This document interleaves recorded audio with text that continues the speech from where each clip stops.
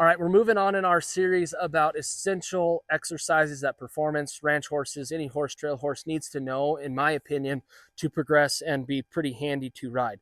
The last one is number 3. And once again, this comes from Dick Pieper's, 3 essential things that he wants a horse to learn. So I'm basically copying him, but telling you a few things that I do differently, trying to explain some maybe for some of you who are just trying this out and aren't horse trainers. So this last one is number 3. And number 3, they're all kind of building blocks. So if a horse does number 1 good, it'll do number 2 good. If it does number 2 well, it has a high likelihood of doing number 3 well. So if you remember from number 2, that is collection or vertical flexion through the whole body, not just the face. And so once I have number 2 going forward well, and I'll demonstrate that, I'm going to take that same maneuver and release one of my legs, and that's going to move the hip towards the leg that I go.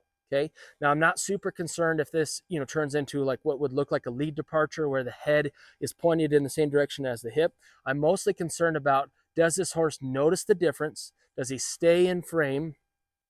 And will he let me do it without picking everything, his head up and getting bothered, or just completely resisting it? So I'm going to go a little ways back and explain this. What I'm doing with my hands, they're going to stay even, okay? Not like when I had a balancing and a bend rein. I'm going to stay pretty even, and I'm going to pick my feet up. So when I say pick my feet up, watch my toe. I'm actually just doing this with my toe. I'm not actually picking, the horse is trying to hide that, picking my foot up. You should have your rein or your stirrups and your spurs, everything adjusted properly, that when you need to take a hold of your horse, you just put your toe down. Okay. So I'm going to put both toes down, which will engage my spurs, not hard, into his belly, which is going to tell him pick your back up and start to fold your body in half. Now, once he's doing that and going forward, that's the important part, going forward. You can't do this, not moving. Then I'll take a leg off, which will let his body know you're allowed to go over there. Okay. You're allowed to take your body over there. So I'm going to back up, which is number 2 going back. Okay, I'll try to initiate this. This is great.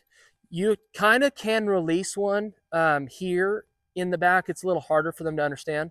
So I'm going to get back a little far. So I'm going to walk towards you. What I want you to see, does this horse get gathered? Does it, do number 2 going forward well? And then I'm going to take a leg off. I don't want you sticking your leg clear out. For a little while, you might have to a little more than I am. But I'm going to ask this horse to go forward. Ask for number 2. He feels good in 2. I'm going to take my left leg off, and you'll see his hip go that way. You did not see me pull his face or do anything. If you're going to monitor a couple things here, I'm going to walk away from you. What I want you to monitor is how much he tries to bend his head and neck and how much forward motion he has. If you put too much 2 on your horse, he will stop going forward. So I'm going to wait for my 2 to be good. And you can't see this, but take my leg off. You see his hip go over. Now, if I put too much hand pressure and ask for too much 2, he would not be able to move his feet properly. So here comes number 2. Okay, take a leg off, and just like that. Now, just like every one of these essential exercises that I do, I'm trying to use this to release them into some type of maneuver. That right there is how you take a lead departure. So if you're struggling with that, this is a great way to get a horse quiet before you move off and lead. That is the same maneuver as well to get 1-2 switch leads.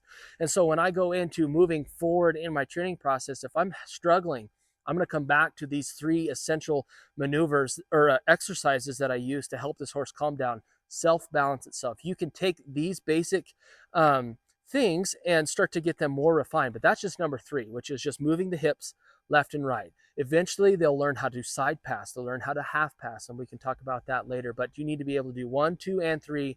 Mostly that 3rd one's going to help you out a lot. Definitely use them as building blocks. So that's number 3. If you like this video and want to see more videos just like this, please like and subscribe to the Startup Cowboy channel.